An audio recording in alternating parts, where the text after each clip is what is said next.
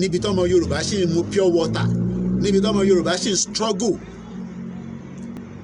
is because the system tí wọ́n set up for a very long time tí Tinubu ń try láti tó fẹ́ restructure to some extent láwọn ìgbésẹ̀ tó ń gbé ó ní wọ́n lára. Àwọn náà ti wà comfortable, àwọn northerners wà comfortable pẹ̀lú Tinubu wọ́n ọ̀dẹ̀ ní rí pa tó máa fi ṣe tán. But àwa táwa fẹ́ Yorùbá nation, àwa ní káwa wá mú ẹsẹ̀ wa dúró.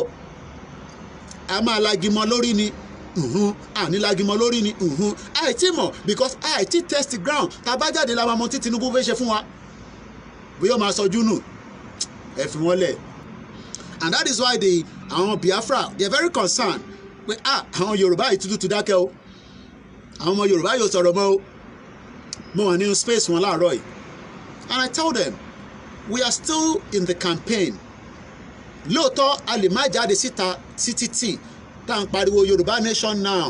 Àìtí ṣe rally. The last rally we did was January 2023 and we lost one person. Kọ́lọ́n kó bá a fọ̀run kẹ́.